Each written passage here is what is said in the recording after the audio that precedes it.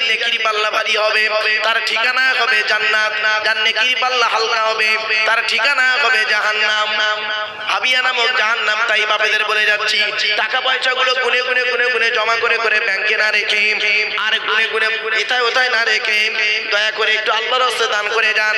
আল্লাহ কোরআনে বলছেন ওয়াইলুল লিকুল্লি হুমাযাতিন লুমাযা, ওই সমস্ত লোকদের প্রতি জাহান্নাম যারা সামনে দুর্নাম বদনাম করে পেছনে দুর্নাম বদনাম করে। আল্লাযী জামাআ মালাও ওয়া আদ্দাদা, যারা টাকা পয়সা ধন সম্পদ গুলোকে জমা করে করে রাখে আর গুনে গুনে রাখে, তারা ধারণা করে মনে করে ইয়াহসাবু আন্না মালাহু আখলাদা, এই টাকা পয়সা ধন সম্পদ গুলো আমার চিরস্থায়ী থাকবে। আল্লাহ বলেন কাল্লা, কখনোই নয়, লা ইউবাযান্না ফিল হুতামা, হুতামা নামক জাহান্নাম পুড়িয়ে সব ছারকার করে দেবো। মনে রাখবি, এই পৃথিবীতে আমি প্রথমেই বলেছিলাম বাবা নিজের নিজের করেন, আমার আমার করেন, তিনটে জিনিস আমার মনে পড়ছে, তিনটে জিনিস আমার বাড়ি থেকে বাপের।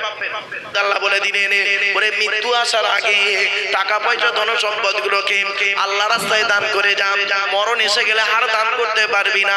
নবী বলেছেন ইযা মাতাল ইনসান ইনকাতান আমালুহু ইল্লা মিন সালাসা, তিন নাম নবীজি বললেন মানুষ মরে যায় আমলের দরজা বন্ধ হয়ে যায়।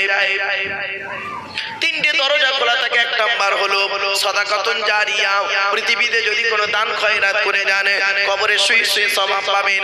দুই নাম্বার হলো আও ইলমিন ইনতাফাউ বিহি, যদি কোনো বিদ্যা দ্বীনি বিদ্যা রেখে যান, বিদ্যা থেকে উপকৃত হতে পারলে কবরে শুয়ে শুয়ে সওয়াব পাবেন। তিন নাম্বার হলো আও ওয়ালাদিন সালিহিন ইয়াদউ লাহু, পৃথিবীতে যদি নেক সন্তান জন্ম দিয়ে যান, ওই নেক সন্তান যদি দোয়া চায় কবরে শুয়ে শুয়ে সওয়াব পাবে। এজন্য বাপেদের বলে যাচ্ছি নেক সন্তান জন্ম দিয়ে যান, সন্তানকে সুশিক্ষায় শিক্ষিত করুন, সন্তানকে নামাজি করুন। আপনি নিজে নামাজ পড়ুন, সন্তানকে নামাজ পড়ার তাকিদ দিন। আপনি নিজে রোজা রাখুন, সন্তানকে রোজা রাখার তাকিদ দিন। আপনি নিজে কোরআন পড়ুন, সন্তানকে কোরআন পড়ানো শিখিয়ে নিন। তাহলে দেখবেন নবীজি বলেছেন দুনিয়াতে শান্তি সম্মান পাবে, আর বাপ তুমি কিয়ামতের মাঠে আর ধরা পড়বে না। আমরা তো বাপ হয়ে বাপের দায়িত্ব পালন করি না, জন্ম দিয়েছি বাপ হয়ে গেছি, ব্যবসা বাণিজ্য আছে, আমি মরে গেলে সব ছেলে পেয়ে যাবে, দোকানটা সমেত পাবে, 1.5 কেজি সোনা কি হয়তো কিলো 5 সোনা পাবে, আর সব গাড়ি বাড়ি সব পেয়ে যাবে, ছেলে থাকবে, ব্যাস।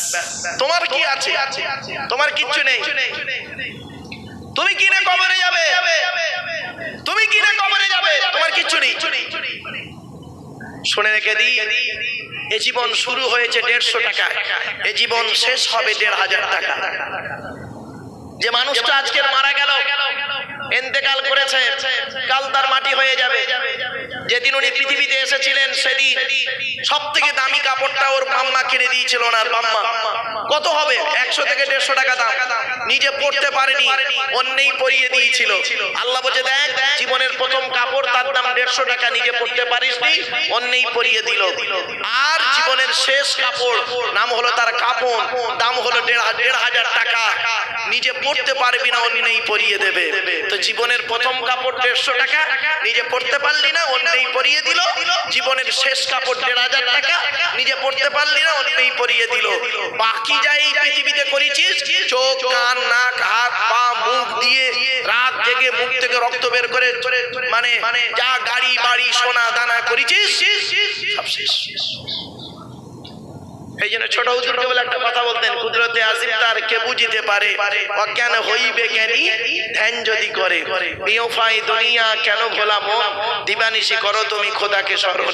গোনাহে ডুবিয়া গেলি ওরে বেশরম, কিয়ামতে দিন তুই করি দিনি গমন। পানি পানি করে তুমি পড়ে কাপে কাপি, পরে সারি তাড়াতাড়ি দেবে তালা চাবি। মালেকুল মউতর জান যাবে লইয়া, ঘরওয়ালা করে দাঙ্গা ভাগেরও লাগিয়া। আপনি মারা যান না, বেশি নয় 1 কিলো সোনা থাকুক আপনার, 1 কিলো সোনা আছে আপনার, আপনি মারা গেছে, দেখবেন মালেকুল মউতর জান যাবে লইয়া, ঘরওয়ালা করে দাঙ্গা ভাগেরও লাগিয়া। বাপের কি হবে এখন ঠিক নাই, 2 ভাই এখন দেখতে সোনার সেই কিলো 1 কেজি সোনাটা কোথায় আছে। তোর ধনে অন্য জনে উড়াইবে বাহার, তুমি হবে খোরাক ও মাটির পোকা। বন্ধুরে, অন্ধকার নীরব নগরে চলে যাব যেদিন, সেই দিন আর কেউ আমার খবর নেবে না, কেউ কবরের ধারে গিয়ে একবার কাঁদবে না, দুই একবার যাবে কেউ কেউ, আবার সব ভুলে যাবে। মনে রেখো, পৃথিবীতে এমন কিছু করে যাও, কবরে শুয়ে শুয়ে সওয়াব পাবে। তাই আল্লাহ পাক জানিয়ে দিচ্ছেন 3 নম্বর কি, ওয়াল্লাযীনা ইউমিনুনা বিমা উনজিলা ইলাইকা ওয়া মা উনজিলা মিন ক্বাবলিক ওয়া বিল আখিরাতি হুম ইউকিনুন।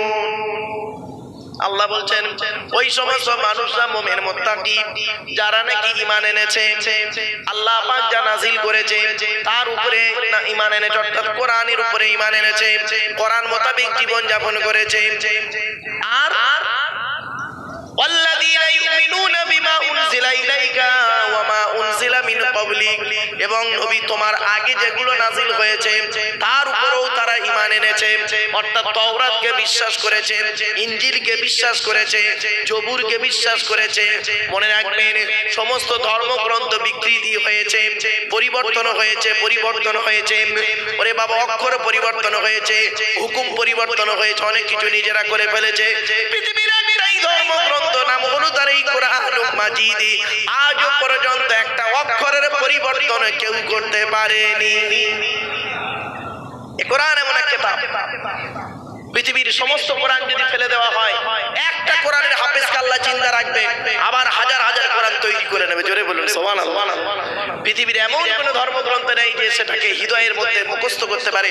একটা বাচ্চা ছেলে সেও কোরআন মুখস্থ করে। ভাবতে পেরেছেন বাবা? এরপরে আল্লাহ পাক বলছেন ওয়া বিল আখিরাতি হুম ইউকিনুন, আখিরাতের উপরে তারা ইয়াকিন বিশ্বাস রাখবে। মৃত্যু আমার হবে, মৃত্যু আমার হবে, এটাই বিশ্বাস করবেন। কিন্তু পরকালে যে আপনাকে উঠতে হবে এটাও আপনাকে বিশ্বাস করতে হবে। পরকালে আমার জবাব দিতে হবে। স্ত্রীর হক সম্পর্কে আমাকে জিজ্ঞাসা করবে, ছেলে মেয়ের হক সম্পর্কে আমাকে জিজ্ঞাসা করবে, ভাই বোনের হক সম্পর্কে জিজ্ঞাসা করবে, প্রতিবেশীর দায়িত্ব সম্পর্কে প্রশ্ন করবে, আমার নামাজ রোজা সম্পর্কে প্রশ্ন হবে।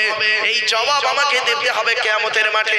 আল্লাহ বলে সেই দিন তোর মাপ করে ফাআম্মা মান সাকুলাত মাওয়াজিনুহু ফাহুয়া ফি ঈশাতির রাদিয়া ওয়া আম্মা মান খাফফাত মাওয়াজিনুহু ফাউম্মুহু হাওিয়া ওয়া মা আদরাকা মা হিয়া নারুন হামিয়া।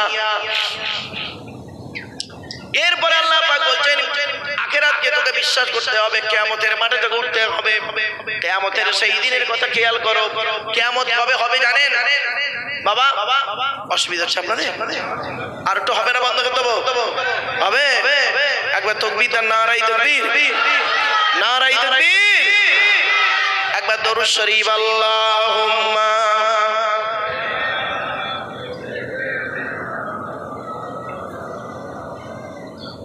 وعلى آلهم سيدنا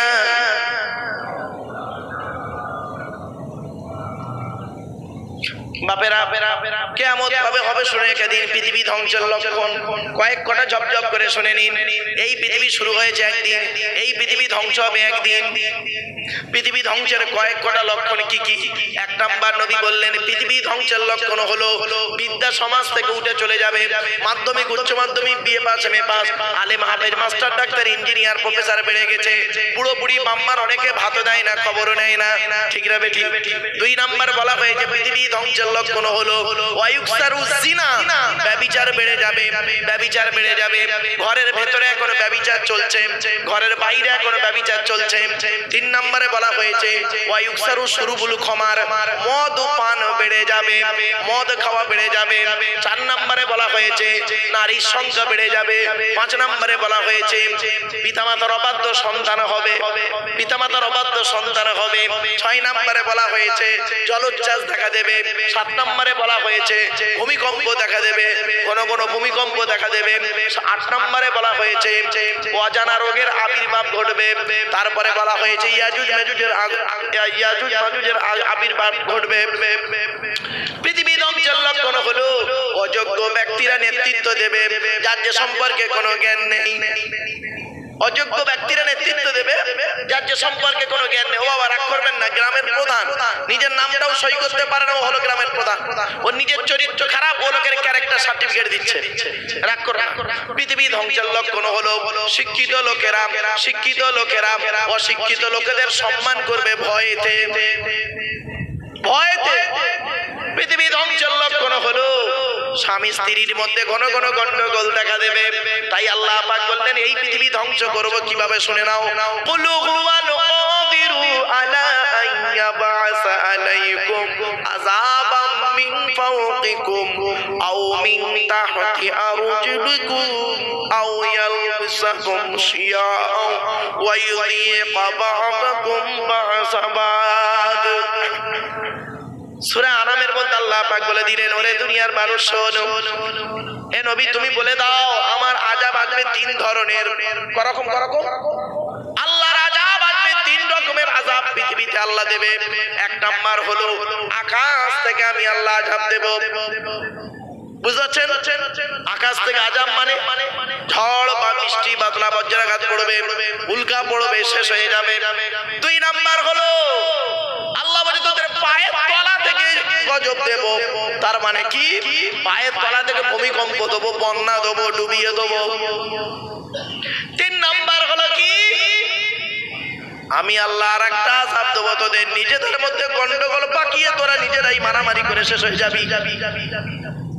আল্লাহর নবী আল্লাহর কাছে তিনটে জিনিস চেয়েছিলেন, শুনে নিন।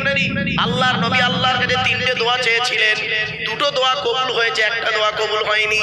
শুনে যান কি কি। এক নাম্বার আল্লাহর নবী বললেন, মুহাম্মদ সাল্লাল্লাহু আলাইহি ওয়াসাল্লাম বললেন, ওগো রব্বুল আলামিন দয়াময়, আমার উম্মতদেরকে আল্লাহ পানিতে ডুবিয়ে মেরে দিও না। আমার আল্লাহ বললেন, নবী এ দোয়া আমি আল্লাহ কবুল করে নিলাম। তোমার উম্মতদের জীবনে কোনোদিন আমি আল্লাহ পানিতে ডুবিয়ে মারবো না। যদি তোমার উম্মতের মধ্যে কেউ পানিতে ডুবে মরে যায়, তাকে আমি আল্লাহ শহীদের মর্যাদা দিয়ে দেব। কি বুঝলে? দুই নাম্বার নবীজি বললেন, ওগো রব্বুল আলামিন, আমার উম্মতদেরকে কোনোদিন না খাইয়ে মেরে দিও না। আল্লাহ পাক বললেন, নবী টেনশন নেবার প্রয়োজন নেই, আমি আল্লাহ তোমার উম্মতদেরকে খাইয়ে দাইয়ে ভালো করে তারপর জানটা নেব। আজই মানে একটা মৃত খবর এসেছে বলেছে, নইলে মুডটা একটু চেঞ্জ হয়ে গেল। যাই হোক, তিন নাম্বার দোয়াটা আল্লাহর দরবারে কবুল হয়নি। তিন নম্বরে নবীজি দোয়া করেছিলেন, ওগো আল্লাহ আমার উম্মতরা যেন নিজেদের মধ্যে মারামারি করে না মরে। আল্লাহ এই দোয়াটাই কবুল করেনি। এ মুসলমান দেখবেন নিজেদের মধ্যেই মারামারি করে, ধর্মের মধ্যে মারামারি করতে শেষ। শুনেনি, জিহাদের দুটো ভাগ, জিহাদু ফিদ্দিন আর জিহাদু লিদ্দিন। ফি মানে মধ্যে, লাম্মা লি মানে জন্য। তাহলে জিহাদু ফিদ্দিন মানে কি? ধর্মের মধ্যে যুদ্ধ করা। আর জিহাদু লিদ্দিন ধর্মের জন্য যুদ্ধ করা। দুটো এক। ধর্মের জন্য যদি যুদ্ধ করতে গিয়ে যদি আপনি মারা যান, তাহলে শহীদ জান্নাতি। আর যদি জীবিত ফিরে আসেন, যুদ্ধ জয়লাভ করে ফিরে আসেন, আপনাকে আল্লাহ বলছেন গাজী। গাজী কি বললো? গাজী। তাহলে আপনি যদি ধর্মের জন্য যুদ্ধ করতে গিয়ে মরেন, তাহলে আপনি হলেন জান্নাতি শহীদ। আর যদি ফিরে আসেন জীবিত, তাহলে গাজী, আল্লাহর কাছে সম্মানিত ব্যক্তি গাজী আপনি একজন। আর ধর্মের মধ্যে যুদ্ধ করে যদি মরেন, ধর্মের মধ্যে যুদ্ধ করে, ধর্মের মধ্যে যুদ্ধ মানে বুঝতে পারছেন?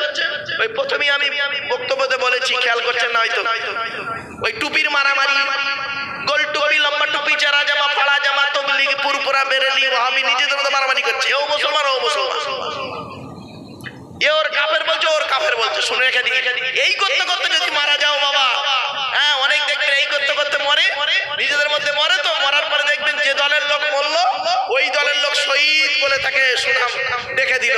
আল্লাহ শহীদ বলছে না, তুই শহীদ বলে কি করবি? ঠিক না বেঠিক? বাড়িতে ভাববেন, খবরদার এই জিনিস থেকে দূরে সরে থাকুন। আল্লাহ পাক কোরআনে বলেছেন, আমি বলিনি, দলিলটা দিয়ে দিচ্ছি। আল্লাহ বলছেন সূরা আরাফের মধ্যে, তওবা সূরা আনামের মধ্যে আল্লাহ বলছেন ৮ পারা ৯ পৃষ্ঠায়, ইন্নাল্লাযীনা ফাররাকু দীনাহুম ওয়া কানু শিয়া'আন লাস্তা মিনহুম ফী শাইইন ইন্নামা আমরুহুম ইলাল্লাহ সুম্মা ইউনাব্বিউহুম বিমা কানু ইয়াফআলুন।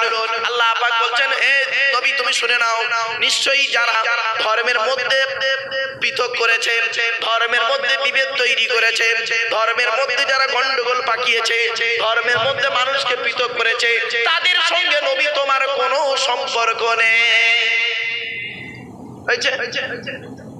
আপনি কি বলছেন?